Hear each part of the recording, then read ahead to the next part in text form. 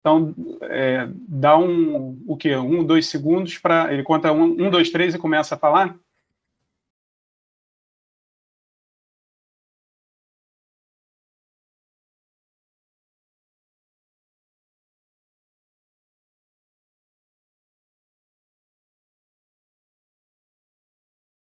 Boa tarde, pessoal aqui na sala, boa tarde, as pessoas do YouTube.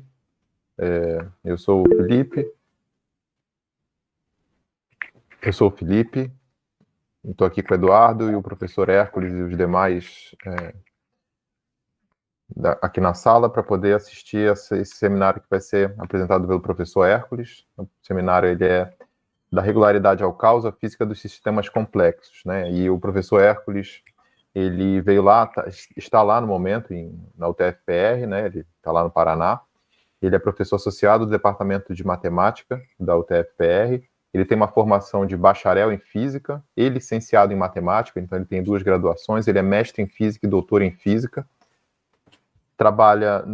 Ele é professor permanente do mestrado em Ensino de Ciência e Tecnologia da UTFPR, avaliador do MEC, e atualmente pesquisa nas áreas de ensino de Física, ensino de Matemática, sistemas dinâmicos não lineares e mecânica quântica. Então, aproveitar aí para saudar o meu amigo, professor Hércules, e agradecer já de antemão pela presença e passar para Eduardo a palavra, se quiser dar um oi para o pessoal, Eduardo. Boa noite para todo mundo, boa noite pessoal que está lá no YouTube, pessoal que está aqui no Meeting. Desde já deixar aí o meu agradecimento ao Hércules pela disponibilidade. Ele está fechando aqui o semestre 21.2, tá? É a última palestra que a gente vai ter esse semestre. A gente só vai retornar lá em 22.1 e avisar o pessoal que a gente já está fechando a programação do próximo semestre de palestras, tá? Então, em breve, a gente vai divulgar nas redes e também internamente para os alunos da LF qual vai ser a programação de palestras aí para o próximo semestre, tá bom? Hércules, mais uma vez, obrigado aí pela disponibilidade. Obrigado, eu que agradeço o convite. Posso começar então, aqui? Pode. Opa. Bom, então a gente vai falar um pouquinho sobre sistemas caóticos, tá? De novo, muito obrigado pelo convite, o professor Felipe, o Instituto Federal. Espero contribuir um pouco com essa área aqui, no seminário.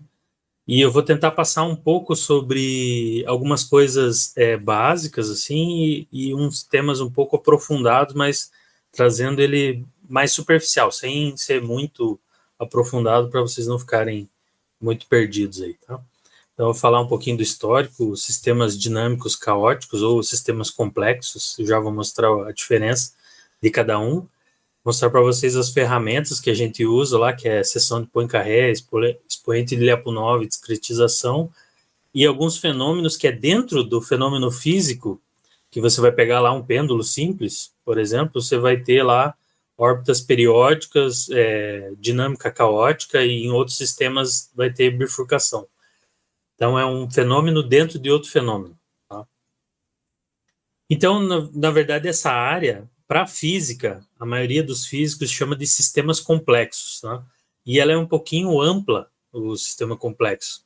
Então, ele engloba muitos sistemas que a gente dá outros nomes ali em sistemas complexos.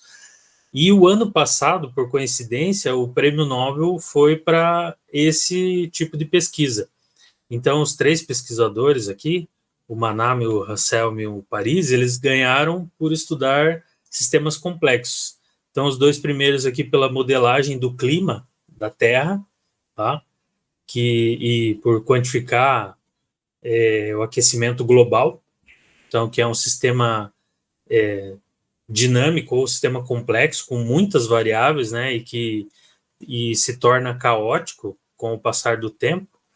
E o Parisi estudou a interação e flutuações de sistemas físicos de materiais magnéticos, tá? Que também tem comportamento caótico.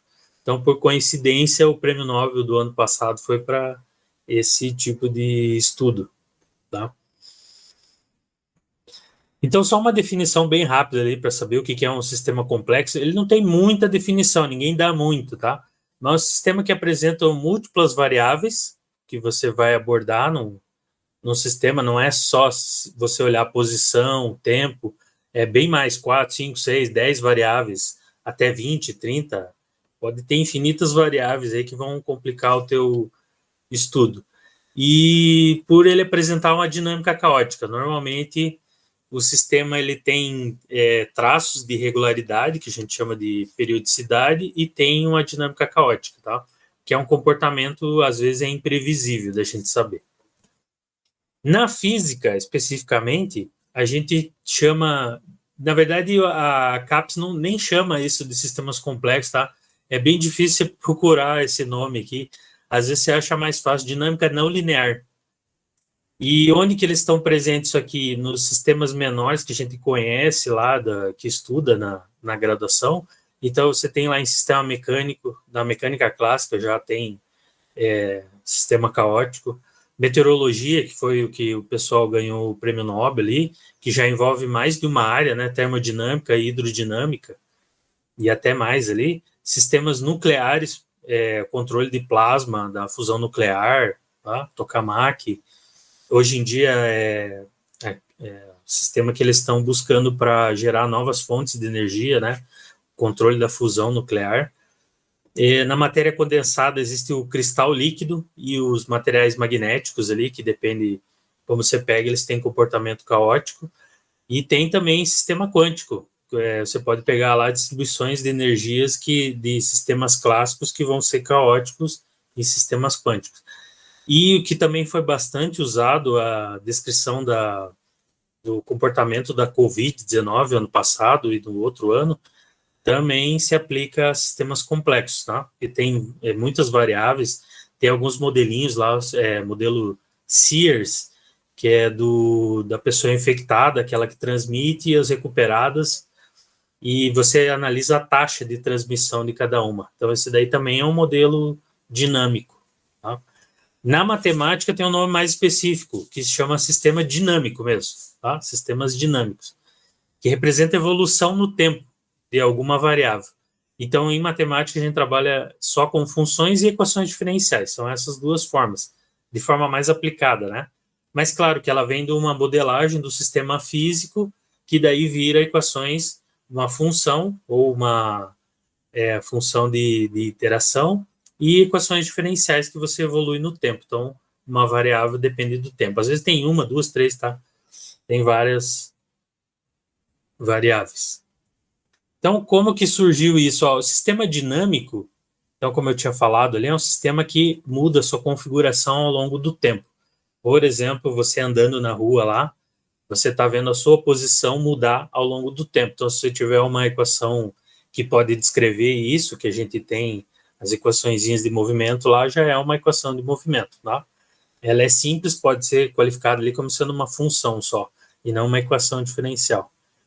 Então, essa brincadeira de estudar a dinâmica de corpos começou com Aristóteles, tá? Antes de Cristo.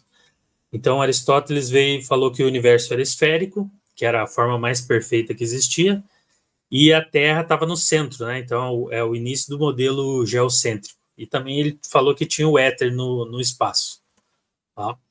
Então, se vocês conseguem ver aqui, ele dizia que era a Terra no meio e tudo era formado de cascas em volta, né? E cada casca tinha um planeta ou satélite, ali a Lua, Vênus, o Sol. Então, o Sol não era o centro. Depois disso veio o Ptolomeu. E daí ele já falou que a Terra não era o centro, né? Tinha um centro, mas a Terra estava deslocada um pouco. As órbitas eram circulares e os planetas ficavam fazendo órbitas que eram epiciclos, que essas voltinhas aqui, né? Que era parecido com círculos e formava esse tipo de dinâmica aqui para explicar o que eles viam no céu, tá? Mais para frente veio o Copérnico, e o Copérnico já colocou o modelo heliocêntrico, né? Com as observações que ele teve lá. Então o Sol estava no centro e a Terra girava em volta dele. Então ele trouxe que as órbitas da Terra ali, dos planetas, eram circulares. Mais para frente a gente tem o Kepler, que pegou os dados Tycho Brahe, e começou a analisar, né, o movimento dos planetas, tudo, e ele observou que o movimento, na verdade, as órbitas dos planetas lá eram dados por elipses, que pode ser um pouquinho, uma elipse grande ou pequena, né, se aproximando de esfera, de uma circunferência, e que o Sol ficava nos focos dessa elipse, tá? Então ele tinha lá, vocês viram lá que tinha as órbitas elípticas, e que para determinados tempos iguais ele percorria áreas iguais aqui no movimento. Tá? Então, depois disso veio o Galileu. O Galileu começou a descrever um pouquinho mais do movimento dos corpos, né? Ele descobriu a gravidade, que os corpos caíam, fez aquela demonstração da Torre de Pisa lá, e aí que surgiu o início da dinâmica.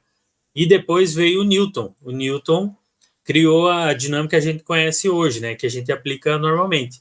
Então, você tem as 3 leis de Newton, com a inércia, a força aplicada, a gravitação, que a gente consegue calcular a trajetória dos movimentos, só que tinha um pequeno problema. Né? Primeiro que essa gravitação aqui, as forças, elas funcionam só para 2 corpos, porque é a interação entre 2 corpos só, né? Você pega a massa 1, a massa 2 e calcula a força entre eles. Mas como é que funciona para mais de 2 corpos? Por exemplo, o sistema Terra, Sol e Lua, são 3, né? Então você já vai ter mais equações para descrever isso. E outra é que a gente acredita que a órbita de cada planeta ali, ela é perfeita, ela vai lá e fecha uma elipse bonitinha. Mas na verdade ela não fecha. Tá? Os dados de observação mostram que não é bem assim. Então, esse problema aqui, desde que o Newton propôs lá a interação das forças, já começou a ser pensado. Como é que a gente via esse sistema aqui de 3 corpos, ou o que a gente fala aí de planetas e satélites, né? E até o Sol, a estrela. Tá? Então, para descrever isso aqui é um pouquinho mais complicado. Analiticamente é insolúvel já, com 3 variáveis ali. Então, também surgia aquela questão, o que mantém o sistema estável, se os corpos colidem um com o outro, ou seja, eles saem da trajetória que eles estão e eles entram na trajetória de outro para colidir. E essa pergunta será que acontece mesmo? Então, antigamente achava que não, que cada um ficava na sua órbita e beleza. Mas, na verdade, a gente viu em 1994, lá, a primeira observação que a gente teve grande, que foi o cometa Shoemaker-Levy 9, que ele colidiu em Júpiter, tá? E ele fez essas manchas aqui, aquelas manchinhas que ainda tem lá em Júpiter, que foi a colisão desse cometa. Tá? Recentemente, o ano passado, teve mais uma descoberta, um astrônomo amador brasileiro, José Luiz Pereira, ele também conseguiu filmar o impacto de mais um cometa em Júpiter. E parece que foi o 8º cometa grande registrado até hoje. Então, bem interessante. Então, o que aconteceu nessa órbita aqui? O cometa estava na órbita dele lá, fazendo a elipse, só que ela desviou, foi atraída por todos os corpos que tem aqui no sistema solar, e ele desviou e colidiu com Júpiter. Então, quer dizer o quê? Qualquer massa que sinta a atração gravitacional, ela pode desviar. E se você for pensar nisso, então quer dizer que as órbitas não ficam bonitinhas, fechadas num círculo ou na elipse dela lá.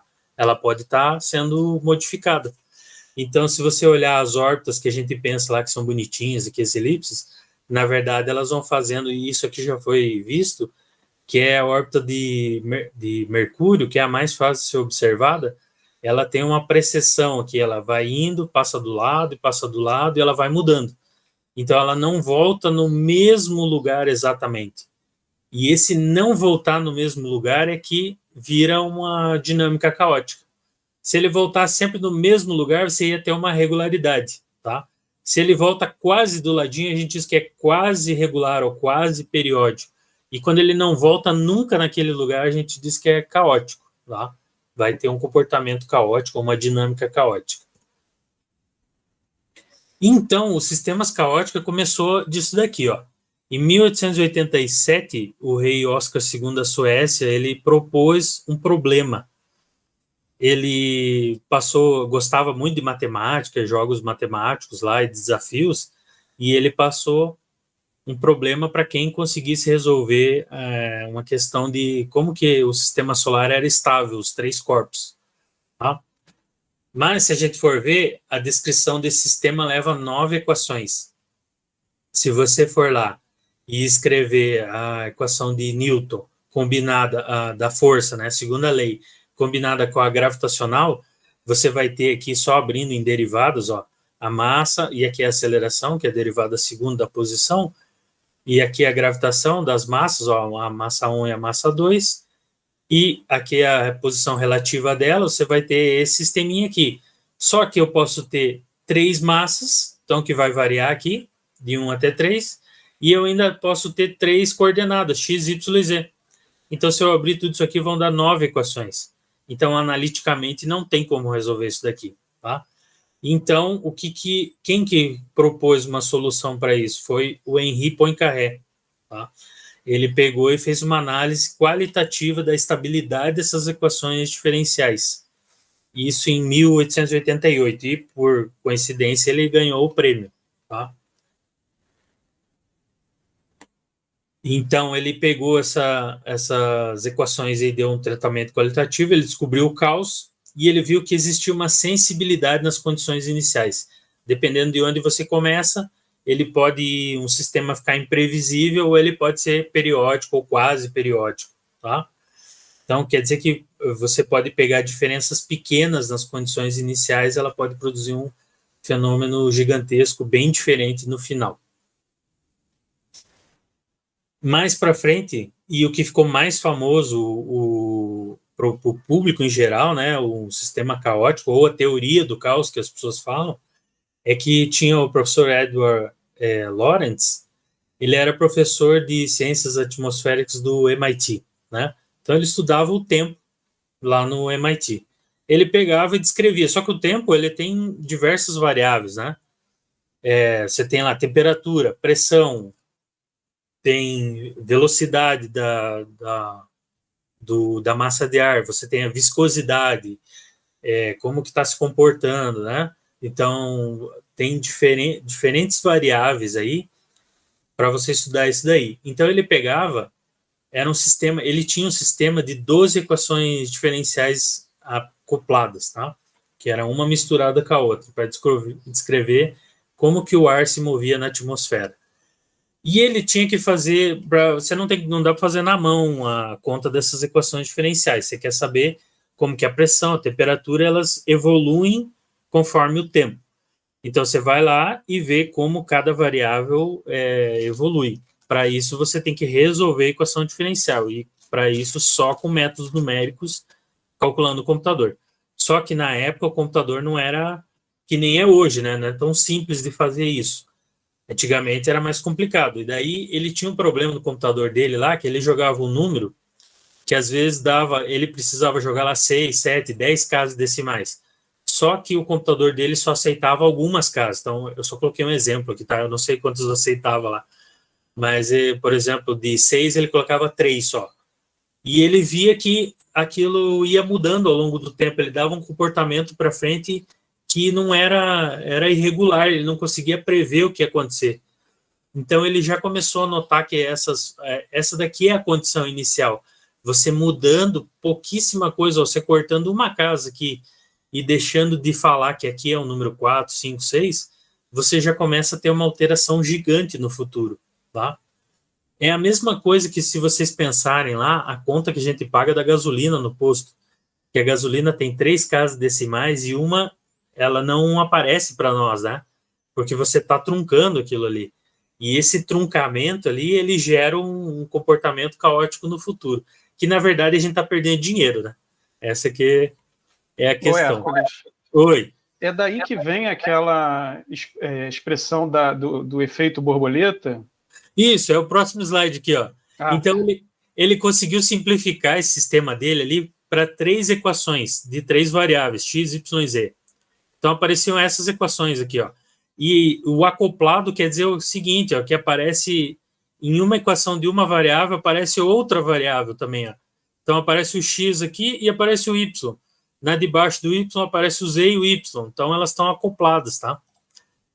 Aí ele foi dar uma palestra sobre isso aí, tá? Então, se você pegar e fizer a solução daquelas equações, ele aparece o que a gente chama aqui de retrato de fase, que é onde a solução começa e ele vai evoluindo no tempo, ó, e ele vai dando essas voltinhas aqui e no final ele chega aqui nesse círculo no meio aqui, ó, de cada lado. Isso aqui chama de atratores, que ele vai atraindo as soluções para aqueles valores. Então, o que aconteceu? Ele chegou lá e ele falou assim, não, quer dizer que pequenas mudanças, né, vão acarretar em grandes mudanças no futuro. Aí ele falou uma frase assim, ó, quer dizer que o bater de asas de uma borboleta no Brasil pode ocasionar um tornado no Texas. Então, os caras pegaram, associaram aquele atrator a uma borboleta e ele virou, da teoria do caos, virou o efeito borboleta, né? E pode uma condição pequenininha, a borboleta bater asas num lugar e criar um tornado no outro. Na verdade, não é bem assim que funciona, né? Mas é o início da explicação da teoria, tá? Claro que o clima do tempo ele depende de muitos fatores, por isso que o pessoal ganhou o prêmio Nobel ali, é um sistema extremamente complexo. Tanto que a nossa previsão do tempo não é por essas equações de movimento ali. Porque para a gente saber a previsão do tempo do dia, a gente precisava pegar o melhor computador do mundo e ficar rodando durante meses essas equações, e são mais complexas, são mais equações, né? E você não ia ter resultado lá. Então, o que se faz hoje é, a meteorologia, na verdade, ela tira foto, né? E ela estuda alguns parâmetros que tem, temperatura, pressão, e ela já mapeia isso daí e vai avaliando o nosso clima diário. Mas não tem como trabalhar só com as equações ali, porque ia levar muito tempo para resolver.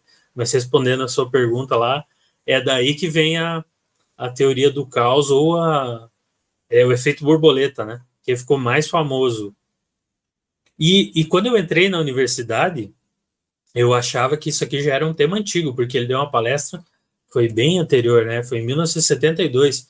Tinha até num Halliday, na edição que era azul, eu não lembro se era a sexta, eu acho, sexta, sétima, que falava um pouquinho disso daí. Eu fiquei bem interessado, falei, nossa, mas eu acho que já acabou, né?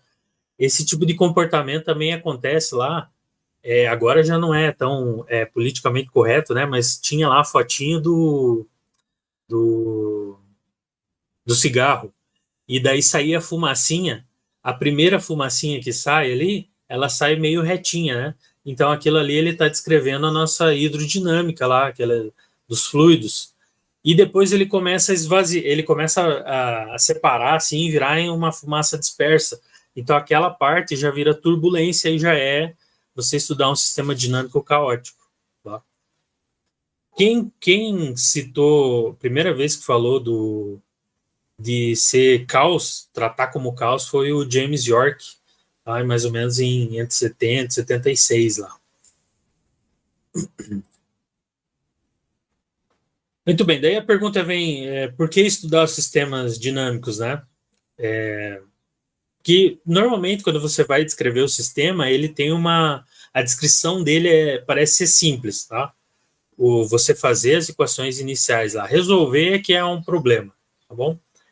E a gente, na verdade, separa em dois tipos de sistema. Um sistema pode ser de tempo discreto ou tempo contínuo. Tempo discreto você tem funções compostas, que você vai analisando uma em cima da outra. E o tempo contínuo, você tem equações diferenciais. Então, eu vou dar uns exemplinhos aqui. Ó. Então, vou começar com o tempo discreto. Tempo discreto, a gente pode ter o seguinte, ó, um mais conhecido que tem, o mapa logístico, que ele descreve o crescimento de populações. Tá? A ideia é a seguinte, você pegar a variação da população, que vai ser uma derivada aqui, com o tempo, você tem uma taxa de crescimento, R, tá? Pode ser natalidade ou mortalidade, depende do sistema que você pega, só vai ter uma taxa. E a população que você tem anteriormente é a que você vai ter no futuro. Então, esse tipo de descrição vai ser uma equação diferencial, a variação dessa população vai ter a taxa vezes a população. Tá? Então, essa equação aqui é bem simplesinha. Na verdade, tem uma equação diferencial, mas a gente vai lá e discretiza ela. se você tiver o R maior que 1, então a população cresce, né? Por quê? Porque a solução dessa equação é uma exponencial. Se você tiver o R menor que 1, ela diminui, então a tendência é morrer, né? E quando é maior que 1, a tendência da população é explodir, é dominar o planeta, tá? Só que essa equação ela foi um pouquinho mais elaborada por uma equação de equilíbrio aqui entre mortalidade e natalidade. Então ela apareceu essa equaçãozinha diferencial aqui, que é um pouquinho mais elaborada, tá? E o que se faz aqui? Você pega e discretiza, você integra essa equação aqui em 2 tempos, o anterior e o posterior, mexe na equação aqui com essas variáveis, muda de variável, e você tem essa equaçãozinha aqui que cai numa função. Ou você vai ter a população num tempo que você quer saber, futuro, que depende da população anterior que você tinha. E o teu coeficiente aqui que vai modelar para dizer se ele vai aumentar ou vai diminuir, tá? Então ela fica desse jeito aqui, ó, tá? Eu só mudei aqui, eu mudei os parâmetros de T negativo para T positivo. Então a população num tempo futuro é igual à população num tempo anterior vezes algumas coisas aqui. Se vocês notarem, parece uma equaçãozinha bem simples, ó. Se multiplicar o x vezes o x é uma equação quadrática, né, de segunda ordem, um polinômio. E eu já aqui, se você for ver o polinômio, ele der alguns valores aqui, ele vai ter uma parábola bem simplesinha aqui. Você fala, pô, mas como é que vai dar causa nesse negócio? Né? Mas já vou mostrar para vocês como é que aparece. Então, esse mapa aqui, ó, ele já foi utilizado em 1838 para tentar modelar a população humana, só que não tinha dados suficientes do censo naquela época. Aí, em 1930, o Pearl, ele veio e conseguiu modelar o crescimento da drosófila, que é a mosquinha da fruta, né? Do jeito que ela cresce, que ela se reproduz, na verdade, é exatamente com essa equaçãozinha. Hércules. Oi. Acho que o professor Dario quer te fazer uma pergunta. Pode falar. Boa noite, tudo bem, Hércules? Boa noite. Uma dúvida que eu tenho é o seguinte, você mostrou ali modelos contínuos e modelos discretos, né? Do ponto de vista matemático, eu entendo que os modelos discretos têm uma abordagem talvez até mais conveniente para o uso de certos métodos. Mas a pergunta que eu faria é o seguinte, como é que dos modelos discretos a gente faz um link com a física? Essa discretização do tempo, ela tem alguma metodologia que leve a fazer com que o ΔT tenda a zero, alguma coisa assim? Então, a primeira coisa que você falou ali sobre se usar um ou outro sistema, na verdade, você pode usar qualquer um sistema, ver qual é o melhor para você descrever o que você quer do sistema físico, né? Pode ser discreto ou contínuo. A questão só é computacional nessa hora, porque o sistema discreto é muito mais fácil de fazer, o computador faz muito mais rápido, tá? Por você só jogar valores na função e ir interagindo ela, fazendo funções compostas. E no sistema de equações diferenciais, você já tem que usar os métodos de resolução de equação diferencial, integral. Então, ele demanda mais tempo computacional. Entendi, valeu, entendi agora. Obrigado, valeu. E do sistema físico, na verdade, ele não descarta nenhum ΔT. A hora que você discretiza um do outro, aqui não vai ter o delta, né? Aqui já vai aparecer o x inicial, o x final, e ele vai estar embutido aqui dentro. Existe uma mudança de variáveis. Tá? A maneira como a gente faz computação numérica para resolver equações diferenciais é discretizando o tempo mesmo, né? Algumas equações, né? Mas normalmente de primeira ordem você vai lá e usa o Runge-Kutta, que é um tipo de aproximação, né, da equação diferencial. Eu não diria que é uma discretização, mas tudo bem. E um pouquinho mais para frente, aqui, ó, voltando, o Gauss, ele descobriu também que dava para descrever isso no paramécio, né, o besouro da farinha. Então, passando aqui de novo, a gente tem lá a equaçãozinha de segunda ordem, aqui, um polinômio, tá? Mas se a gente começar, o que em sistema dinâmico fala em iterar, que é jogar o valor anterior no novo, ou novo no anterior, né? Você pegar lá num tempo x1, você pegar o zero, fazer a conta, depois você no x2 pegar esse x1 que você obteve, jogar lá na equação de volta, na verdade você está fazendo uma função composta, né? É uma dentro da outra. E se você começa a fazer isso daqui, eu joguei uns valores aqui para vocês verem. Se eu escolher uma condição inicial aqui de x, o primeiro 0,01, tá? O 0,01, e escolher o valor, aqui eu coloquei A, mas é R, tá? É que eu já dei o nome que eu coloquei lá no computador. O Rzinho, se escolher 2,5 aqui, e aqui 0,01, 0,01, se eu faço essa conta do primeiro, ó, ele vai me dar o próximo, que é o x2, ou se você pegar x0, x1, tá? Tanto faz. Então, o x2 já vai me dar esse outro valor aqui.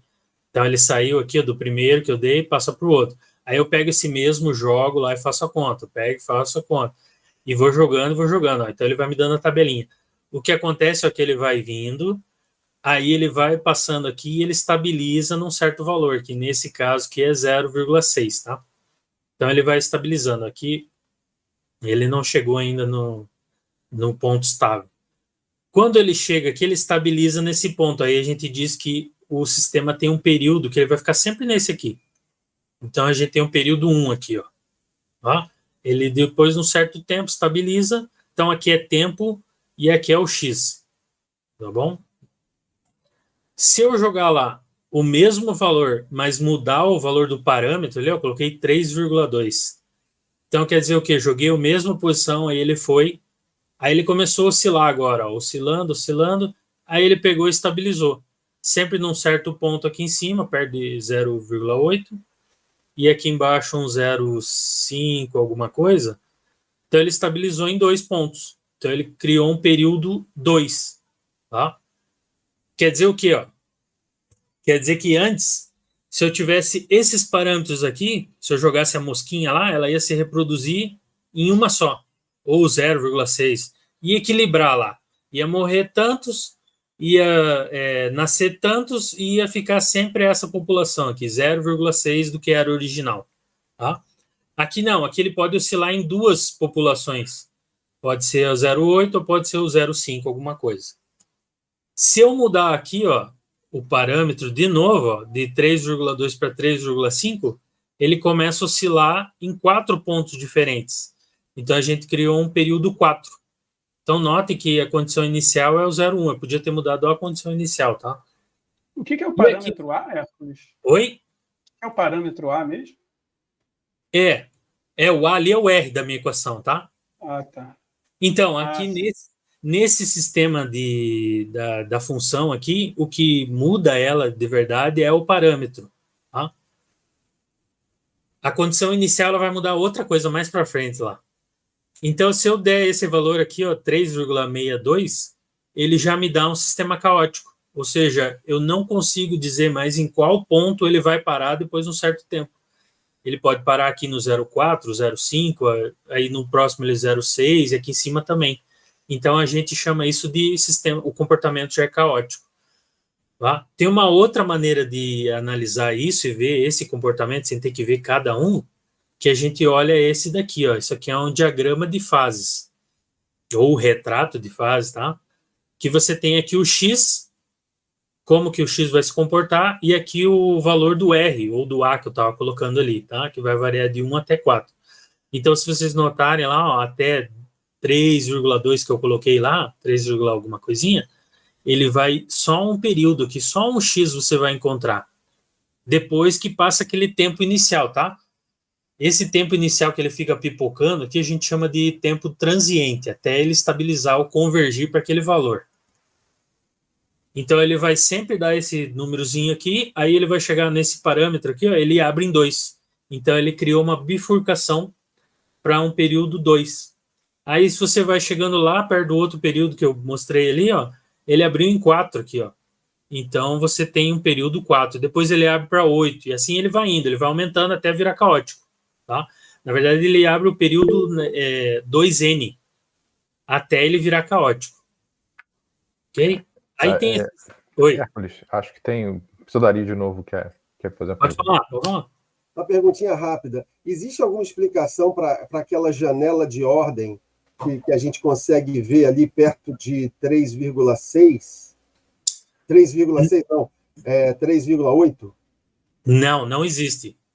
Aí que tá, o sistema ele é imprevisível nessa parte, você não sabe onde ele vai. Claro, nesse aqui você já sabe porque ele já foi descrito. Mas se você pegar um sistema que você não conhece, vai aparecer essas janelas aqui, que são janelas de periodicidade, vai começar a repetir essa parte aqui, e dentro dessa parte vai aparecer outro fenômeno que a gente chama de fractal, né? Que vai replicar essa figura exatamente aqui dentro, só que de escala menor, mas você não tem como prever e não tem como dizer por que aparece exatamente nesse ponto. O sistema ele está se comportando desse jeito e uma hora ele aparece desse jeito, tá? Então, é isso que acontece no sistema caótico. Quer respondido? Okay, então, ó, ampliando aqui um pedaço, ó. Então ele foi, aí ele abre essas janelinhas aqui não ficou bom, mas aqui nesse pedacinho, ó, dá para ver que ele abre exatamente ali em período 4, 6 aqui, 8, e ele vai repetindo tudo aquilo ali. Ó. Então ainda existem outras dinâmicas dentro da própria dinâmica caótica ali. Tá? Então esse é só um exemplinho de tempo discreto, mais simples, que foi aplicado ali a crescimento de população. Então agora eu vou falar para vocês um pouquinho do contínuo. Por exemplo, vou apresentar um bem rápido aqui. Sistema contínuo aqui é o circuito que a gente chama de Shua ou Shua, que foi estudado em 1984, até hoje é estudado com diferentes variáveis. Você tem um sisteminha aqui, ó, que tem indutores, você tem capacitor e você tem diodos aqui, ó. E você vê a corrente dele, vê a diferença potencial e você vai lá e descreve esse sistema aqui em 3 variáveis, que aqui dentro está descrito a capacitância, a resistência, tem a indutância aqui dentro, e você analisa lá a corrente elétrica, diferença potencial. Então você consegue descrever em 3 equaçõezinhas e ver que elas são acopladas também. Esse sistema aqui, ó, ele apresenta, dá para ser simplificado também, ficando um pouquinho mais simples aqui, tá? Esse sistema aqui, é só fazer mudança de variáveis lá. Esse sistema aqui, a gente utiliza uma ferramenta que chama expoente Lyapunov para descrever ele. Então, o que é? A gente vai pegar 2 condições iniciais, vai evoluir uma num tempo grande lá, tá? Por exemplo, 10.000 no computador, tá? Ou 10 na quarta, 10 na quinta, você que escolhe. E você pega uma condição inicial muito próxima ali, 0,0001, para ver o que acontece. E você analisa essa, vai lá e evolui dinamicamente as equações e vê no tempo qual é a separação que essas 2 órbitas tiveram, ou as 2 trajetórias. E você vai lá e pega e divide essa separação final da inicial. Tá? Faz o logaritmo, calcula os limites aqui com essa separação tendendo a 0 e o tempo tendendo a infinito, tá? E você vai pegar esse pedacinho, vai somar com o outro, vai fazer uma média, vai pegar todos os pedacinhos que você fez, faz uma média. Se você encontrar lá, a gente vai ter 2 tipos de sistema para sistema de equações. Você tem o sistema conservativo, que se tiver o expoente Lyapunov ali igual a 0, a gente tem movimentos regulares. E se for maior do que 0, a gente tem movimentos... Opa, errei aqui. Movimentos caóticos. Para o sistema dissipativo, aquele que perde energia... conservativo é aquele que mantém energia ao longo do tempo. Tá? A energia do sistema é sempre constante. E o dissipativo é aquele que perde. Por exemplo, o circuito ali, você vai lá e ele começa a esquentar a resistência, então você perde um pouco de energia por calor para o ar, né? Então é um sistema dissipativo. Se você tiver o expoente menor ou igual a 0, você tem movimentos regulares. Se você tiver o expoente maior, você tem um movimento caótico. Então a figura que aparece desse expoente Lyapunov aqui, ó, mudando 2 variáveis ali, beta e alfa, é essa figurinha aqui, tá? Que é uma figurinha basicamente de calor. Você pega cada ponto aqui com um alfa e um beta e você tem um valor do expoente Lyapunov. Então, para essa figurinha está dizendo o seguinte, que nos valores preto, o expoente é 0 ou menor que 0. E na figurinha amarela ou vermelha é porque está aumentando o valor do expoente LEPO9. Quer dizer o quê? Que nesses pontos pretos aqui você tem periodicidade ou regularidade, e nesse amarelo você tem um caos menor, e ele vai aumentando para um sistema muito caótico aqui, tá? Totalmente irregular. Esse aqui foi um trabalho que eu já vou falar ali que eles fizeram, e eles encontraram as órbitas periódicas aqui, ó. Cada letrinha dessa aqui é um tipo de órbita. Período 2, período 3, 4, 5, 6, e assim por diante, tá? Isso tudo ao longo dessa linha aqui, ó, do expoente de LEPO9. Se ele for descrever também aquela rota do caos lá, ó, ele vai ter aqui, ó, a posição pelo alfa, também aparece aquela figura parecida com o do mapa logístico, que ele vai duplicando os períodos, ó, de periodicidade, e tem as janelas que ele tem período e outros que é o caos aqui, tá? Quando é tudo riscadinho. E eles conseguiram mapear cada um deles. Então, é interessante que ele começa, conforme você vai variando o alfa lá na equação, ele começa regular períodos, aí ele vira caótico, aí ele tem volta a ser regular, vira caótico, assim por diante, até no final ele voltar a ser regular. Então, o sistema ele vai tendo uma transição de fases, tá? De regular para caótico. E ele pegou alguma órbita aqui, ó, que fecha bonitinho, periódica, a outra quase periódica. Hércules. Oi.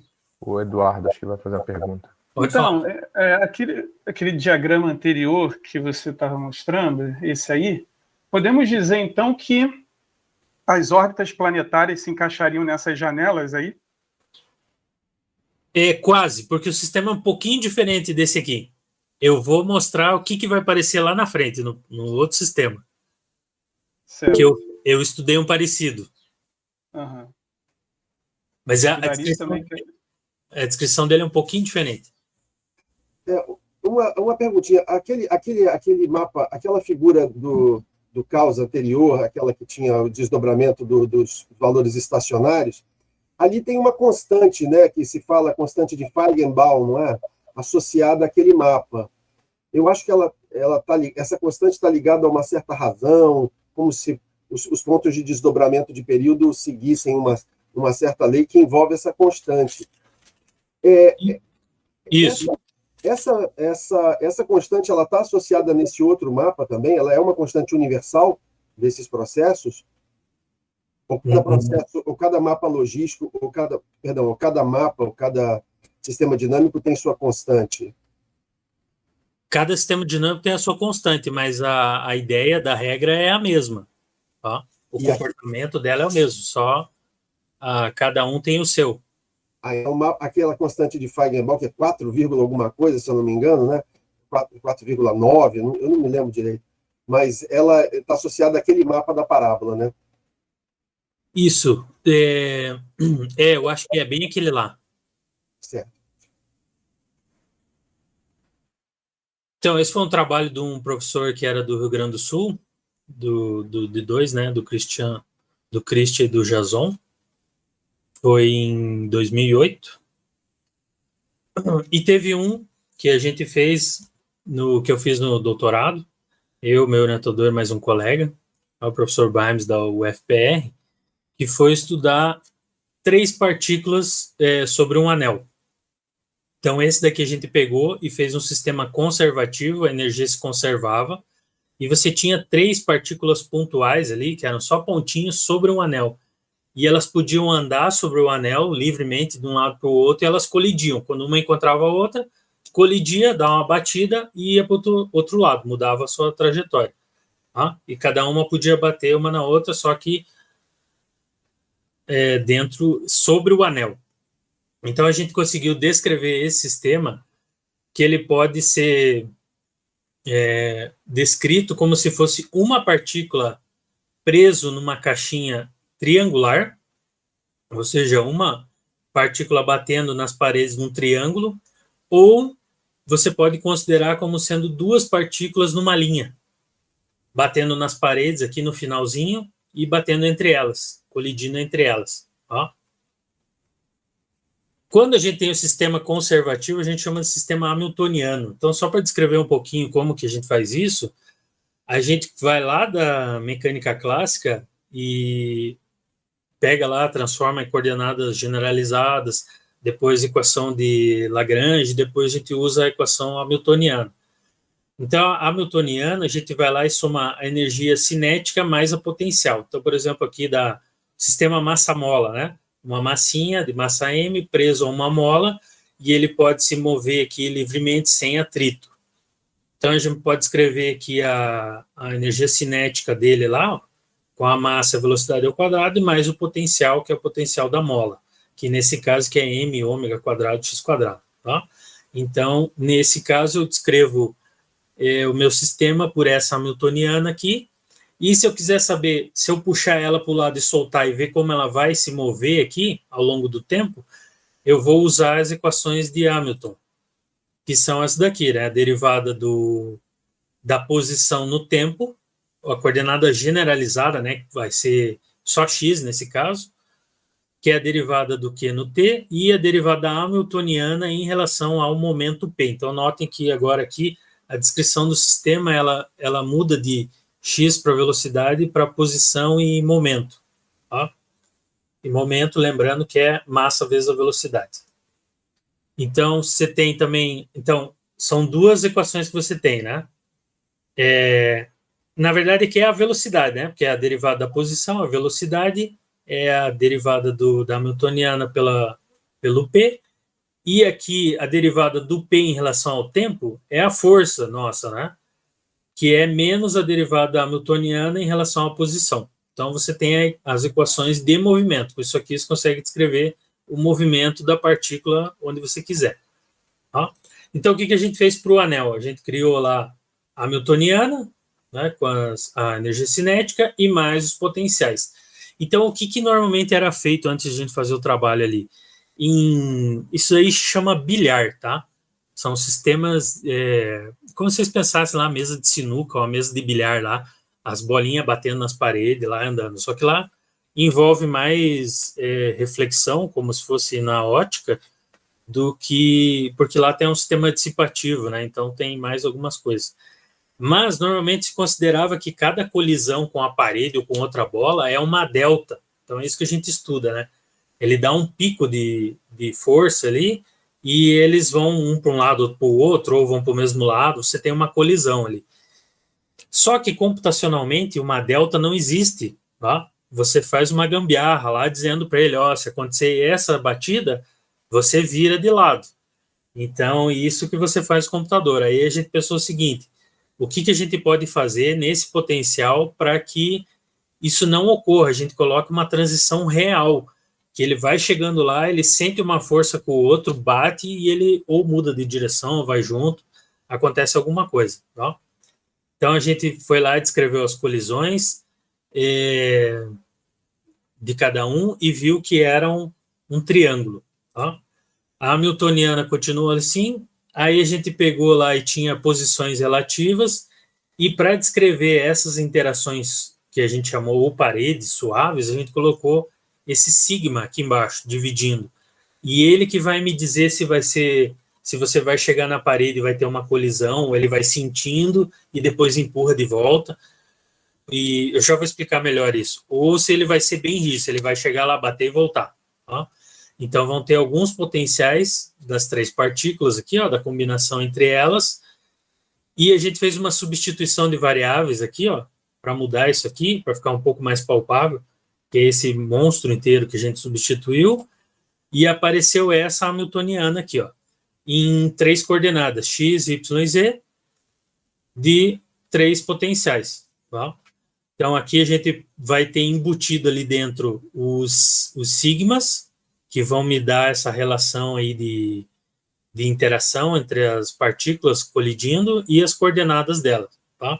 E L é o comprimento do anel, que dependendo se estiver numa linha é L, se estiver dentro do triângulo é o tamanho do triângulo. Já vou mostrar para vocês. Então, se aparecer um μ ali, é a massa relativa, tá? O A é a massa, a razão das massas aqui, com essa combinação. Então, são esses parâmetros aqui da combinação das massas. E a gente viu que fazendo essa transformação aqui, ó, vocês olharem, só tem Y e X, sumiu o Z. Então, a nossa transformação sumiu a dependência no Z. Então, ele se torna uma conservação de movimento linear nesse eixo ali, né? Que a gente tira. E se você notar aqui, ó, no V1, 2, ele tem só Y, e nos outros tem uma combinação deles. Então, esses dois potenciais dependem das partículas 2 e 3 e 1 e 3 colidindo aqui, ó, e são eles que geram o comportamento caótico, e o outro não. Então, se você tirar ou fizer igual a zero aqui, o sistema é regular. Dá para você fazer a continha lá normal e você vai ver ele, tá? Foi isso que eu acabei de falar ali. E esses sigmas aqui vão me controlar o limite, se a parede vai ser rígida ou suave. Eu já vou explicar o que é isso, tá? Então, aquele potencial descrito, ó, ele vira isso daqui, ó. Então, mais palpável, ele vira tipo uma bacia triangular, tá? Que você sobe aqui e desce, você vai colocar uma partícula aqui dentro e ela vai começar a andar assim, ó. Se vocês olharem aqui embaixo a projeção dele, ó, ele dá triângulos. Aqui, ó, tem umas bordinhas arredondadas, ó, e se você for pensar uma partícula aqui soltar, tem um morrinho, ela vai descer e vai andar, subir. Então, quando acabar a energia dela, ela volta e vai para o outro. Então, é isso que eu quero dizer com a borda arredondada. Ou seja, ele vai chegar aqui no canto, sente a força da parede empurrando ele e ele volta para dentro do bilhar, tá? Ou do potencial aqui.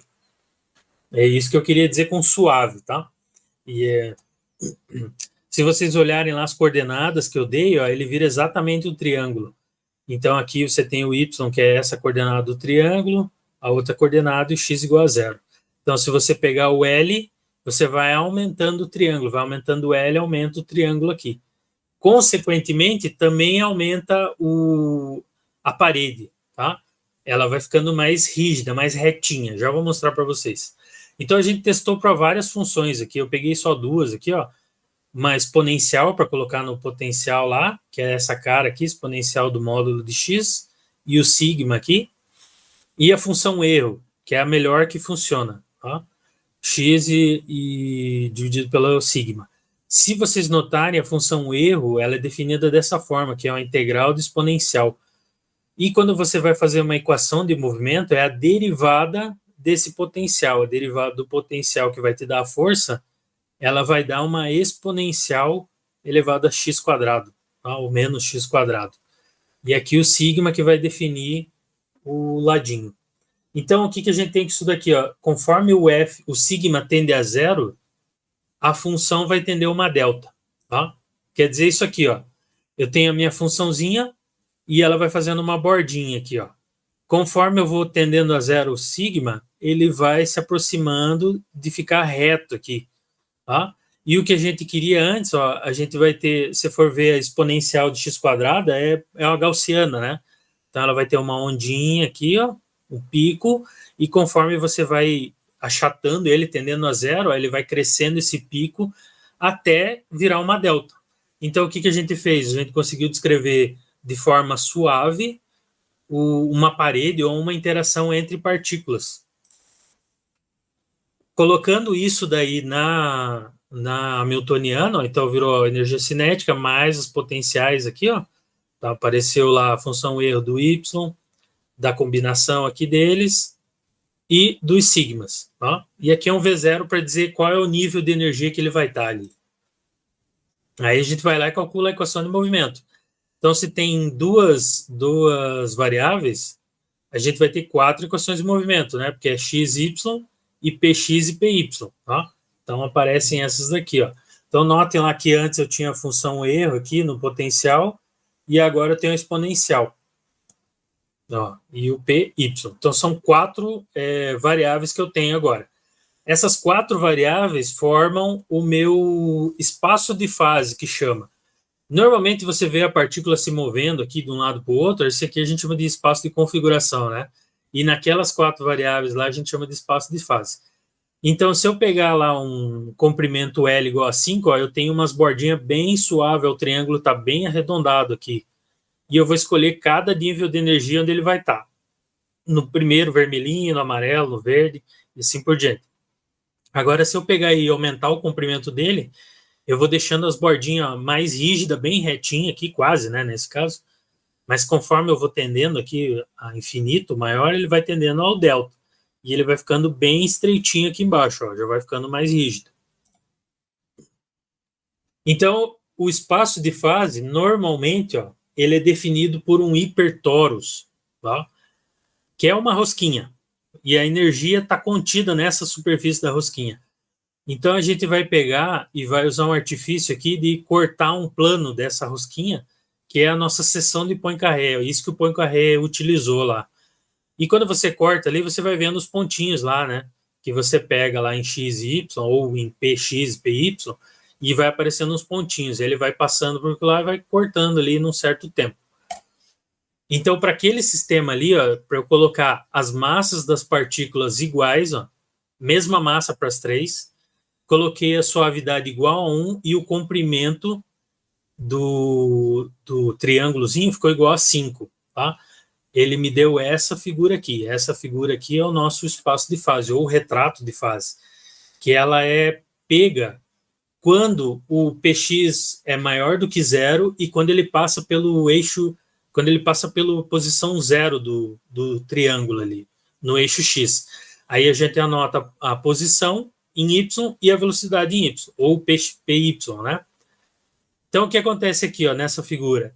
Aqui a gente vê que ele faz umas elipses ou bolinhas aqui, ou ilhas, a gente chama de ilhas, que no centro dessas ilhas tem um ponto, e esse ponto aqui é o ponto de estabilidade do sistema. Se ele caísse ali, ele poderia cair num deles aqui, ó, ele ia ficar pipocando de um lado para o outro nesses pontos. Então, ele sempre ia fazer a mesma trajetória. Nesses pontos, a gente chama de ponto elíptico, é o sistema regular. Quando ele vai indo em volta aqui, ó, ele é quase regular. E se vocês notarem aqui, ó, tem uma divisãozinha que tem pontos separados, sem ser rodeando nenhum outro. Esses que estão separadinhos, eles são os pontos caóticos, que a gente chama de mar caótico. Se cair num desses pontinhos aqui, ele nunca retorna na mesma posição com a mesma velocidade. Tá? Para vocês verem como é que fica a trajetória... Oi, pode falar. O Dario vai falar. Oi, Hércules. Com relação àquela primeira sessão de Poincaré, se for a sequência temporal de aparição dos pontos dessa sessão, qualificaria um evento aleatório? Eu fico imaginando essa figura sendo formada ponto a ponto. Ah, desculpa. Então, eu esqueci faltou um detalhe. Essa figura aí eu fiz com 400 condições iniciais, tá? Então, eu dava uma condição inicial e evoluía ela no tempo a equação diferencial. Então, se ele caísse nesse ponto aqui, ou aqui do perto, né? Ele começa a pipocar e ele vai nos outros pontinhos que são dele. Se ele cai no outro, ele começa a pipocar nos pontos dele. Agora, se ele cai, daí eu pego outra trajetória, outra condição inicial. Se ele cai aqui dentro do mar caótico, ele vai pipocar dentro de outras posições do mar caótico, mas não vai entrar nesses pontos aqui. Tá? Então, é como se fosse aqueles desenhos de fractal, que você tem regiões coloridas, né, que tem uma cor verde, e a cor verde está disseminada em alguns pontos aí da figura, né, e tem a cor vermelha, tem a cor azul. Isso, é isso mesmo. É que esse daí já foi feito por artigo lá, daí eu nem colori. Sim, sim. Mas então ele tem um mapa de cores, né? Cada cor é o mesmo sistema passando várias vezes ali, né? Isso, é o mesmo sistema com uma condição inicial diferente que vai formando os pontos. Se eu desse só uma aqui, ele ia formar só um risquinho aqui, eu não ia ver mais nada. Ó. Ia ver só um pequeno detalhe dessa figura, né? Se você desse só uma condição inicial, né? Ia ser só alguns pontinhos aqui, não ia dar para ver muita coisa. Que é o que eu fiz na próxima aqui, ó. Por exemplo, ó, peguei dessa figura e separei algumas órbitas aqui, tá? Algumas trajetórias que a gente chama de órbita ali dentro. Então, região 1, eu peguei esse verdinho, não sei se vocês conseguem ver, tem um verdinho aqui, um aqui, um aqui, são 3. O que caracteriza a seção de Poincaré é uma plotagem de uma seção do espaço de fase em tempos que são múltiplos de um tempo fixo? Tipo, T, 2T, 3T, 4T, eu defino um certo tempo E Não é por tempo, porque se você pegar, ó, se você pensar assim, a partícula está saindo de um ponto, de uma extremidade do triângulo ali, e daí você analisar lá 10 segundos, ele pode não ter chegado na parede, aí se analisar mais 10 segundos, ele pode ter batido e já ter passado. sim. Então, você não tem uma perspectiva por tempo de onde ele vai estar, e se você olhar ali, pode ser sempre caótico. Na verdade, é quando a partícula intercepta o plano no espaço de fase, não é isso? Isso. Então, o que eu escolhi ali, você pegar o espaço de fase, ó, Não tem uma conexão temporal, né? não. Então, esse corte aqui eu fiz exatamente quando ele está passando no x igual a zero e quando a velocidade é positiva, só num sentido. Porque se eu pego em outro sentido, aí ele já me dá uma duplicação daquela figura. Aí eu já não consigo analisar ela. Para diminuir a minha figura de 4D para 2D. Eu tive a impressão que era Z igual a zero naquela figura ali anterior. Não é, não? Seria Z igual a zero? Não, essa daqui é uma figura tridimensional ali, mas na verdade o meu é quadridimensional. Ah, sim, sim. Tá? O meu não dá para representar. É que essa é a figura que nós normalmente a gente coloca para dizer que é um torus, né? Mas na verdade é um hipertorus lá de 4 dimensões. Valeu. Aqui, ó, ele corta aqui um. Então, ó, se eu pegar a respondi lá, desculpa, quer mais alguma pergunta? Não, beleza. Sou eu, Felipe, agora está perguntando aqui. Eu acho que acho que você até que estava me falando um dia, né? Você deu exemplo, a gente estava batendo um papo um dia sobre isso. Você vai chegar no pêndulo simples? Não. Você já está no sistema caótico, né? Não vou falar do simples. Porque acho que se você voltar aquele slide ali, acho que até para o pessoal, para os alunos também, vai ficar um pouquinho mais claro de entender esse? Se você pegar esse plano aí, você falasse do pêndulo simples, o que seria, né? O que a gente veria na seção de Poincaré de um pêndulo simples, se puder, eu acho que... Quer ver? Tá vendo o meu livrinho aqui? Vai lá. Então, o pêndulo simples, ó. Peraí, deixa eu... O pêndulo simples, você pegaria ele aqui, ó, posição 0 e 0, e daí você teria órbitas aqui. Você teria uns assim aqui no meio. Peraí que não ficou boa aqui. Assim. E daí você teria uns outros que estavam passando por aqui. Mais ou menos assim. E daí esse ponto 0, 0 aqui, ó, seria quando o pêndulo está bem aqui embaixo. 0, 0, né? Aí você mexe ele para o lado aqui, ó.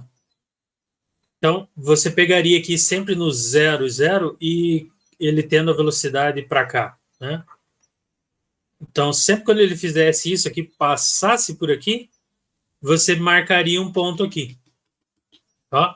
Então, você pode ter diferentes velocidades. Aqui vai ser a velocidade. Sei lá, P... É que é P teta aqui, tá? Depende do ângulo. E aqui é o teta. Então, você teria um certo ângulo e a certa velocidade. Ou você pega outro ângulo aqui que ele passa, tá? Você que escolhe lá na hora.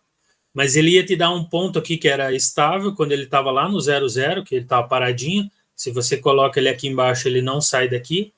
Agora, se você coloca o pêndulo num ponto aqui em relação ao ponto de equilíbrio, ele vai dar uma oscilada e no final ele volta para cá, né? Se ele não tiver perda de energia, ele vai ficar oscilando indefinidamente, ou seja, ele nunca mais volta, né? Você coloca ele aqui e ele vai oscilar de um lado para o outro para sempre. Então ele vai te dar alguns pontos. Oi? Uma seção de Poincaré no pêndulo simples, ela seria imagino eu que seria um diagrama de pontos numa reta, não seria? Não, pior que não, pior que esse aí mesmo. Esse diagrama de fase já é a seção de Poincaré? É a seção de Poincaré. Quer ver, ó? Deixa eu mostrar aqui para vocês. Ó.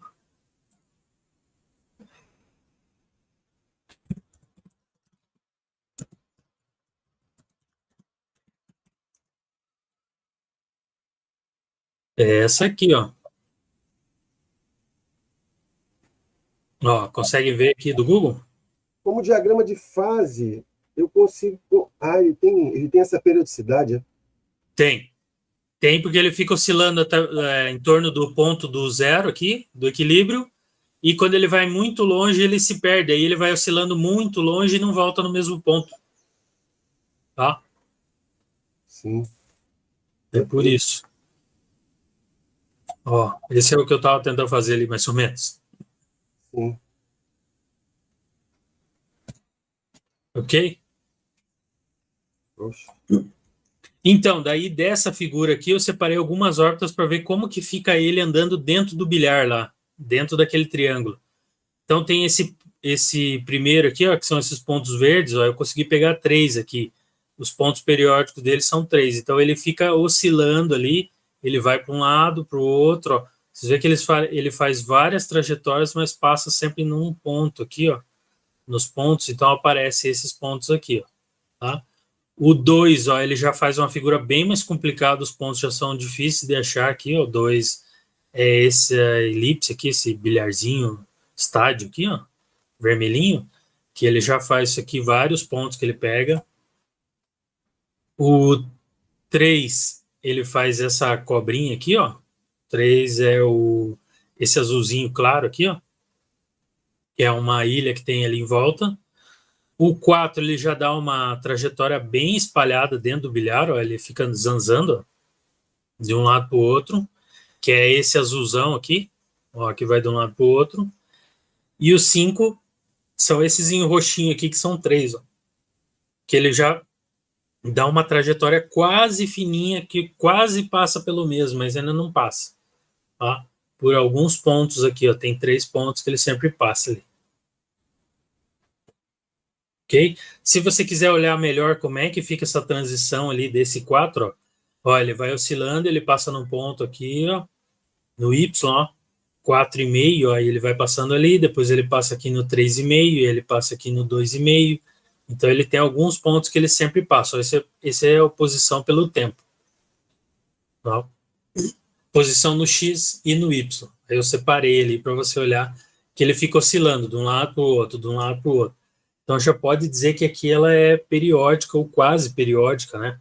Se eu não consegui ver se ele realmente passa no mesmo ponto ali, porque é uma órbita em volta de um ponto periódico, tá? O ponto está aqui no meio. Se eu conseguisse pegar aquele ponto, ele cairia só em 3 pontinhos aqui no sistema. Não ficaria trajetória zanzando para um lado para o outro. E agora, aqui eu vou mostrar para vocês a transição do suave para o rígido, ou seja, qual que é o comportamento dinâmico, se ele é caótico, se ele é regular, conforme eu vou mudando as paredes ali, ou eu vou mudando as massas. Então, por exemplo, a primeira figura aqui, ó, eu fiz com massas iguais, ó. Então deu tudo aquilo que a gente já viu lá. Tem o caos e tem um monte de ilha de pontos regulares, que ele fica oscilando periodicamente. Agora, se eu aumento a razão das massas aqui, ó, uma massa 5 vezes maior que a outra, ele já aumenta um monte de pontinhos pretos aqui, ó, e as ilhas vão diminuindo e se espalhando. Então, quer dizer que o caos está aumentando, ou seja, se tem uma partícula maior, ó, a menorzinha vai se movimentar mais, né, por causa das colisões. Então, ela vai bater, e ela vai saindo zanzando de um lado para o outro. Na prática, é como se ela ganhasse mais energia em relação ao sistema todo, né? Aqui com 3, eu pulei, né? Deveria ter vindo o 3 primeiro. O 3 aqui, ó, é uma 3 vezes maior que a outra. Então, ele dá uma transiçãozinha aqui, ó, vai quebrando aquelas ilhas de regularidade, vai aparecendo o caos. Depois ele fica mais caótico e aparecem umas ilhas acentuadas. E aumentando a massa mais ainda, 7 vezes uma maior que a outra. Ele tem bastante caos, com algumas ilhas que estão bem deformadas aqui, o espaço de fase. Então, vocês viram que o formato aqui, ó, as bordas dessa figura aqui, ela representa a energia do sistema, que é conservado, por isso que ele fica contido nessa figurinha. Então, ela vai deformando aqui, ó, de um lugar para o outro. Agora, se eu pego e aumento o tamanho do bilhar, eu estou deixando a parede mais retinha. Ou seja, ela vai, ao invés dela chegar na parede, sentir a força e voltar, ela vai chegando lá, já sente a força, bate e volta. Ou é como se ela chegasse uma perto da outra no anel e sentisse a força e colidisse. Na outra, ela ia sentindo a força e ia voltando. Se vocês forem pensar, isso aí é uma descrição clássica do sistema. Mas se você for pensar num átomo, ele não é uma parede rígida, a não ser que ele tenha muita energia, como lá no colisor de átomos. No sistema real, ele vai chegando, um átomo vai chegando perto do outro, sente a força potencial ali e ele se afasta pela repulsividade. Tá? Então, a descrição do modelo real poderia ser assim. Se eu aumentar muito, ó, o que acontece aqui? Ó, o sistema fica quase totalmente caótico aqui, com duas ilhas bem acentuadas, ó, uma aqui e uma que faz uma curva aqui. Ó. Aumento a massa aqui, vai sumindo quase as ilhas, tem uma perdida que quase não aparece aqui, vai diminuindo e vai diminuindo com algumas perdidinhas e o caos fica bem grande aqui. Tá? Então quer dizer que a parede mais rígida ela causa mais caos, essa batida rígida nas paredes. Daí só para mostrar para vocês que você vai falar, mas isso é um modelo de equações e tal. Então isso aqui foi uma medida publicada em 2016 de 3 qubits, 3 bits quânticos, tá? Eles pegaram 3 átomos lá e fizeram, esqueci o nome, emaranharam os 3 e fizeram a medida da média da entropia de emaranhamento do sistema. Então, se vocês olharem aqui, essa aqui é a descrição clássica, que tem aqui as ilhas de regularidade e os pontos de órbitas periódicas do sistema. Aqui é quando tem caos no sistema, então 2 parâmetros diferentes. E no primeiro aqui, a medida da entropia de emaranhamento, se vocês forem olhar, ela vai muito parecida com a descrição clássica. Então você vê que existe uma ligação entre uma descrição e outra. Se você pegar lá no regime de aproximação semiclássica, você vai chegar nessa descrição aqui. Tá? Então não é errado a gente fazer uma descrição clássica dos fenômenos e fazer uma transição para o quântico, tá? Na medida dessa descrição semiclássica. E aqui, quando o sistema é caótico, ó, você tem sistema caótico com uma regular aqui, você vê que se aproxima muito um do outro aqui. Então, existe uma conexão entre o clássico e o quântico. Tá? Acabou por aqui, muito obrigado. Obrigado, Felipe, obrigado os professores aí do Instituto, obrigado ao Instituto pelo convite. E se vocês tiverem mais alguma pergunta aí, estou livre para responder.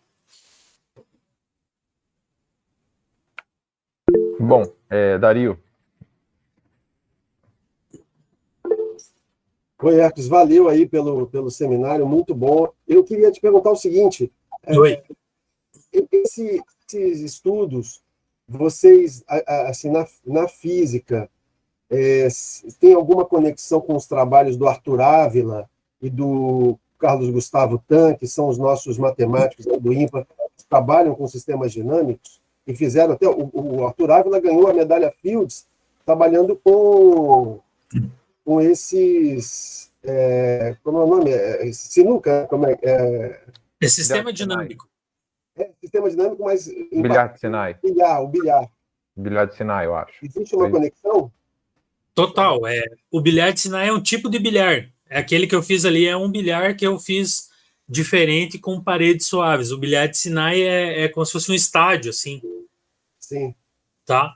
Mas não, desculpa, é um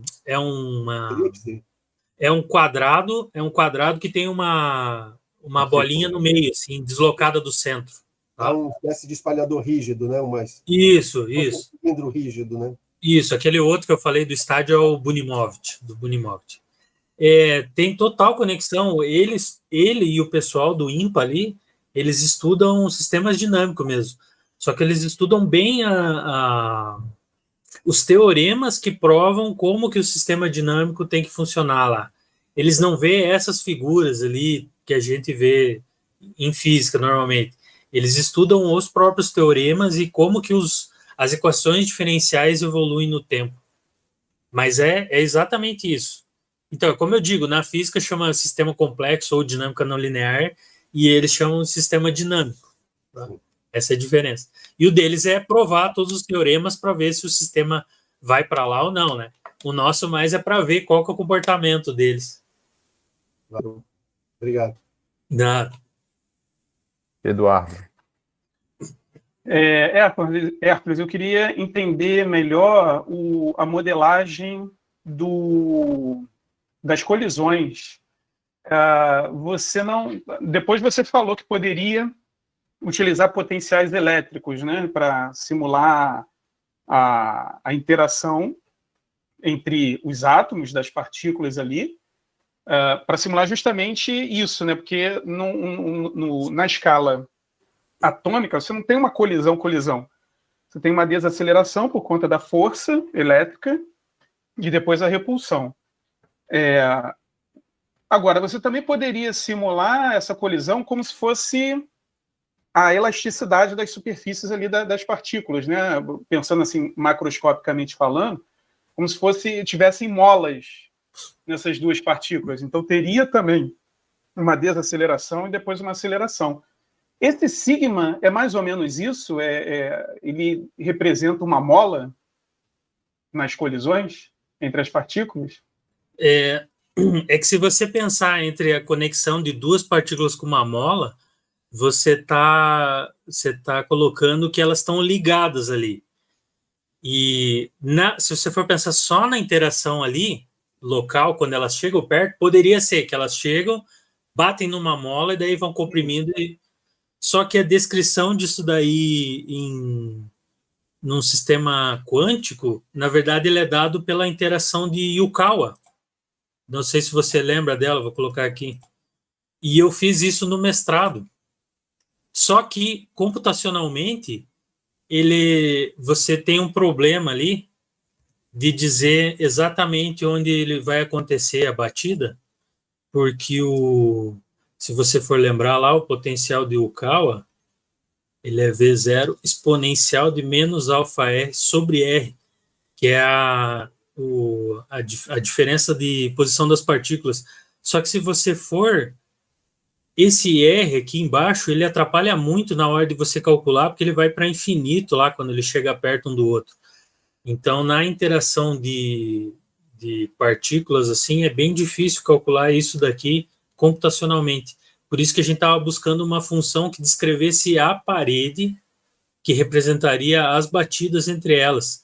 Então, eu fiz um trabalho que era duas partículas numa linha, e elas colidiam aqui. Aí eu coloquei uma parede aqui, que ela tinha a função erro, do x menos 1, que descrevia essa parede, e a interação entre elas eu coloquei esse Yukawa, que daí a longa distância ele virava um potencial colombiano, 1 sobre R, e de curta distância ele virava esse daqui, que é o tipo de interação atômica. Então, entre elas tinha esse potencial, e entre as paredes tinha a função erro, que deixa a minha parede redonda. Aí o que quer dizer a parede? Ó? A parede você vem e faz ela redondinha, porque quando você chega perto da parede, a força está aqui. Aí, se a bolinha está chegando aqui perto, é como se ela estivesse subindo, né? É uma analogia. Subindo até a energia que ela tem, daí ela volta. Ou seja, ela entra num potencial aqui, a força está empurrando ela para o outro lado até que ela volta. Tá? Claro que se fosse quântico, ela podia tonelar ali e ia dar outras coisas, né? Mas essa foi a descrição que a gente pensou ali nela, para que também fosse acessível computacionalmente. E que a função erro também, daí você consegue descrever ponto a ponto o x ali, né? Sim. Do que só a delta vai ter que dar um cochambre lá e dizer, ó, naquele ponto volta. E é isso que normalmente faz os bilhares rígidos lá. Entendi. Obrigado. O da mola eu acho que daria mais trabalho de descrever, porque a hora que chegasse perto da parede, você ia ter que pôr uma mola, ou delas. Sim. Mas você não sabe quando elas vão chegar perto. Qual é a distância que você vai dizer para existir uma força de mola ali? Certo. Então esse é o problema que a gente tem computacionalmente. E daí você não consegue colocar isso dentro da Hamiltoniana. Você não descreve, né? Vai virar uma delta de mola dentro de algum lugar ali. Certo. Hércules, uma pergunta. Você tinha dito que as funções contínuas, quando são feitas as integrais numéricas delas, o Runge-Kutta não seria uma discretização. Por que você não chama o Runge-Kutta, a integração numérica, você não chama de discretizar?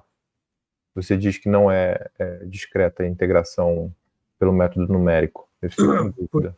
porque tem a discretização, ela tem tipo um método para fazer, assim como o Rujicuta, que você vai lá e integra, se você tem lá a dx/dt lá, aí você vai fazer a integral entre 2 pontos aqui, x1, x2, e daí você vai ter lá o x2 menos x1, e igual a outra equação lá. Então você vai usar isso daqui exatamente. E no Rujicuta lá, ele tem um método que é de aproximação de... Agora não. Isso. E ele tem... E você, quando vai calcular uma equação diferencial, você tem várias aproximações. Então, você vai pegar lá... Deixa eu pegar outra letra aqui. Você tem uma função lá, daí você vai pegar a função no ponto x1, que é uma quantidade. Daí você vai pegar mais o x2... mais o x3, aí são 4 pedaços que você pega para aproximar a função. Tá? Então, ela é um compartimento de 4 pedaços que vai te dar um ponto da função. Entendi. E ali não, ali você só fez a integral daquela equação, acabou. Tá, e na discretização você utiliza, mesmo que você não saiba qual é a primitiva de uma... Você utiliza aquela própria função ali no tempo anterior para iterar, né? Tá. Entendi, tá. Entendi. Quem mais? Deixa eu ver no YouTube aqui como é que tá. No YouTube não teve perguntas.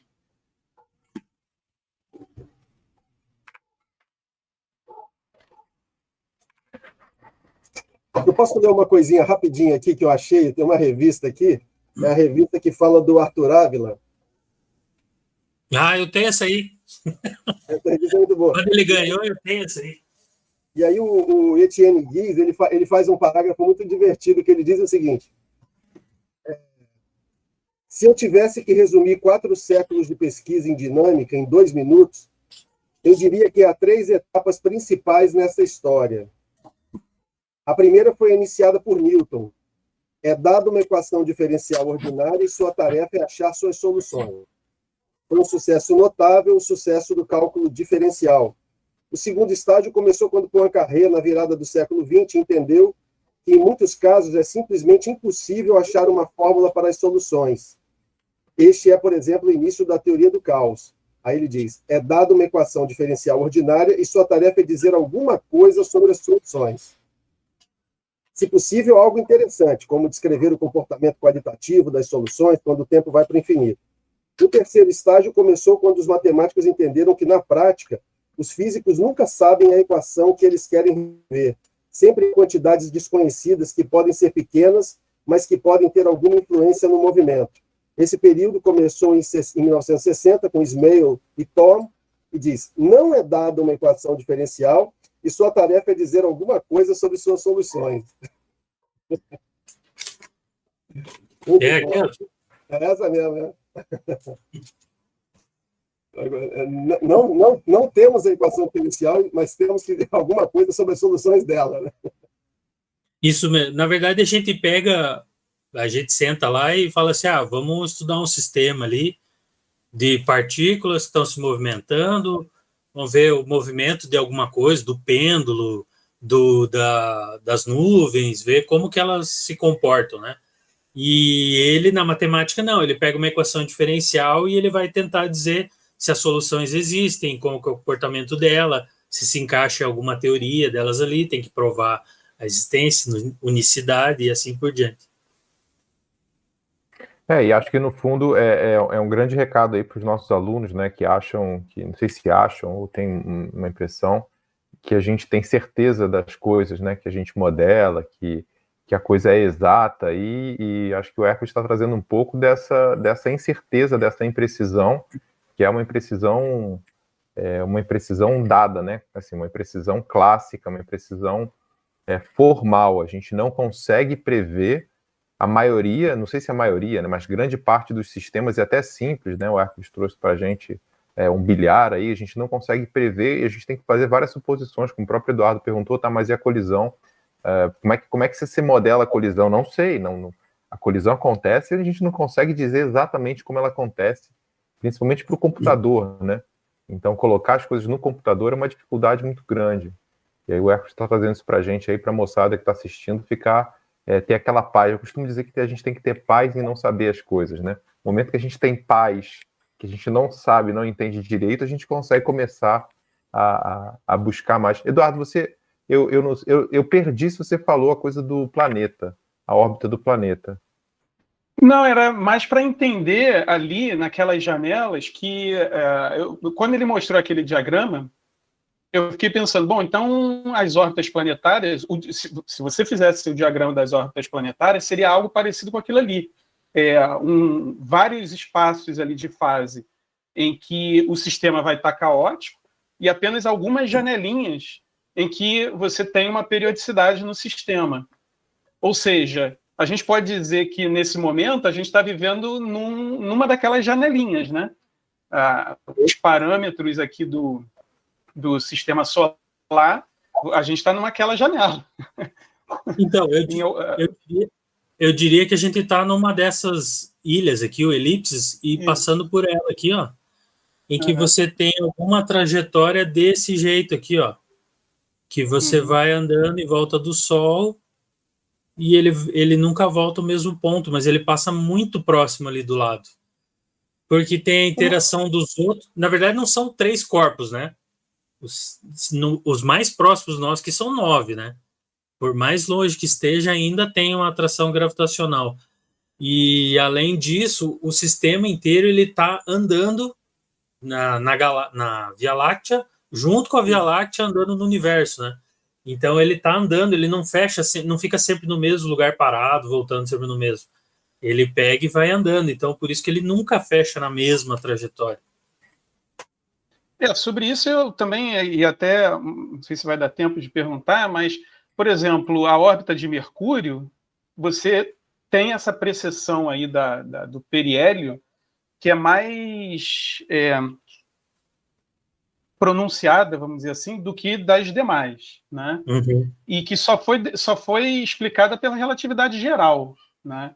Aí você mostrou a gravitação de Newton, e eu imagino que tenha também trabalhos envolvendo sistemas complexos, né, o cálculo dessas órbitas, onde você coloca a relatividade geral, ao invés da gravitação de Newton.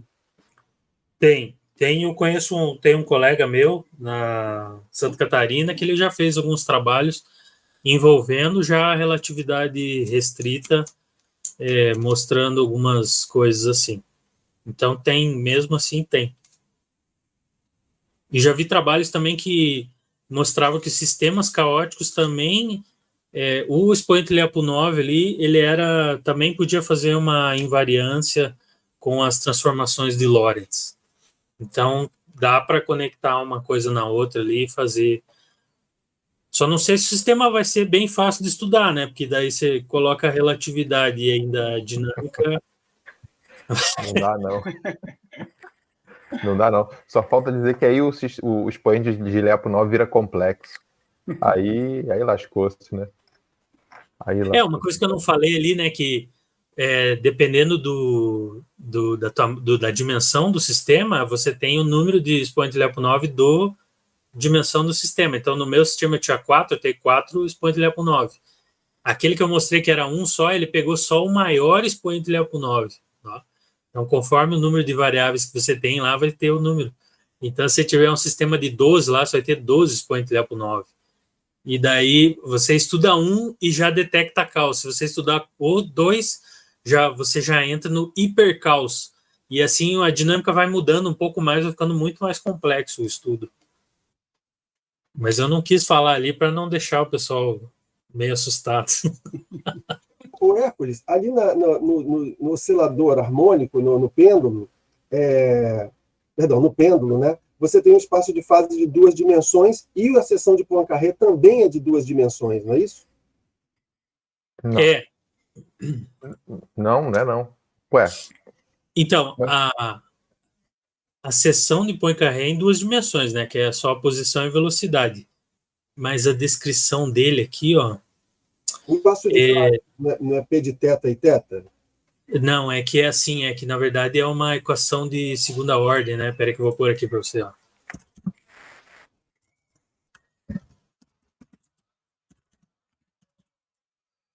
Na verdade, a descrição não é do pêndulo simples, né? É o pêndulo físico, de verdade. Porque o pêndulo simples, aqui, ó, é dθ, dt, gl seno, né? Sim. Então, se eu pegar isso aqui, ó, então eu tenho lá d2 θ dt2, menos gl seno. Aí, para virar um sistema dinâmico, que isso daqui eu tenho que usar outro tipo de sistema para integrar aqui. Então, eu sempre quero duas equações diferenciais de primeira ordem. Então, eu vou chamar aqui de x1 de θ, x2 de θ ponto, que é a velocidade, e um x3 pode ser derivada do θ. Então, esse daqui, ó, é a primeira derivada, e esse aqui é a derivada segunda. Então, se você for ver, esse sistema aqui dá 3, ó. Né? Então, eu tenho θ, que é x1, aí aquela equação ali vai virar assim, ó.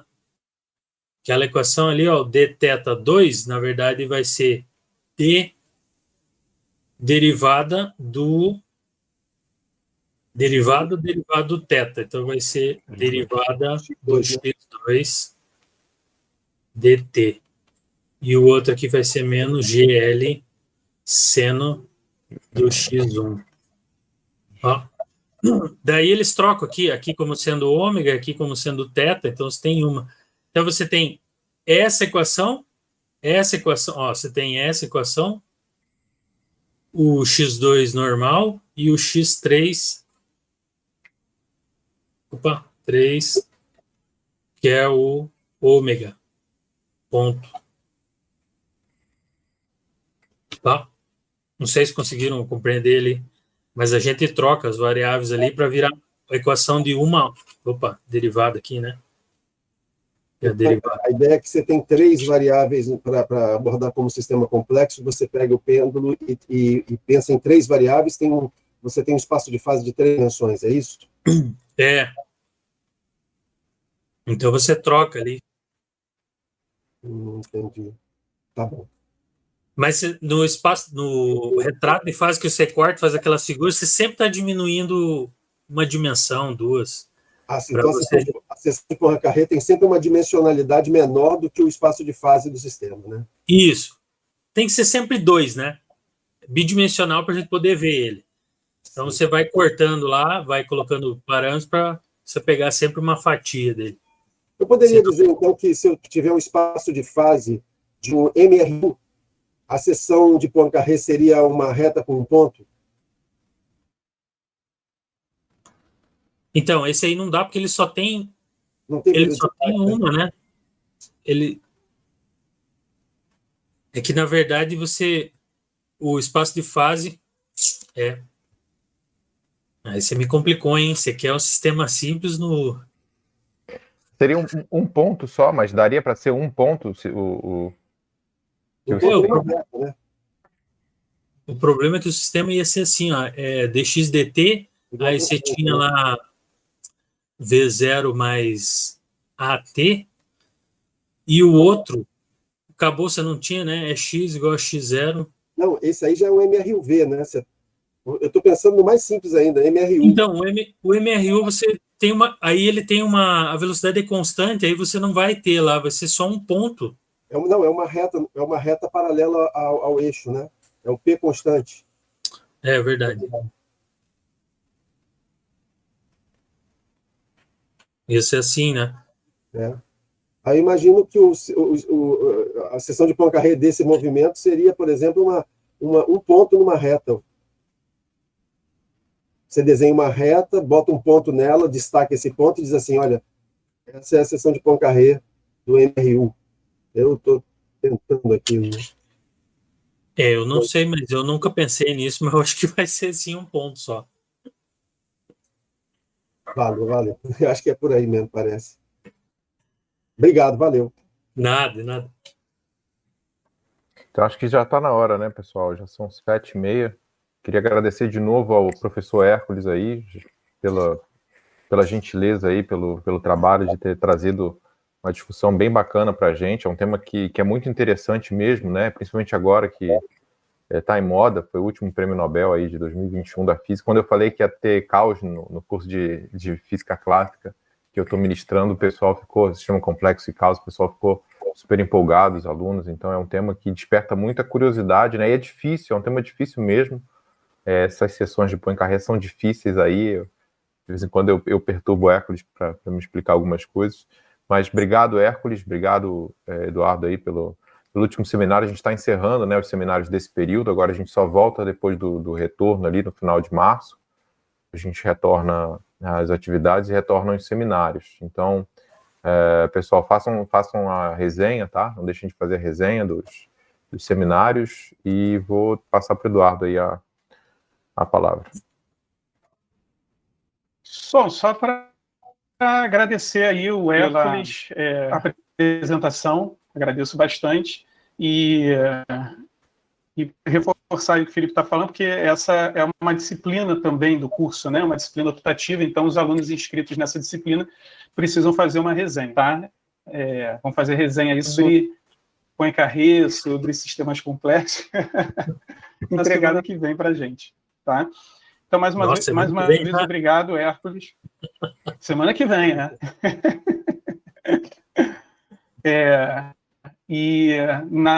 Lá no final de março, início de abril, a gente está voltando aí com os seminários da LF novamente. Tá bom? Obrigado, eu agradeço, tá, pelo convite. Quando quiserem, a gente conversa aí de vários temas. Beleza. Tá de pé ainda.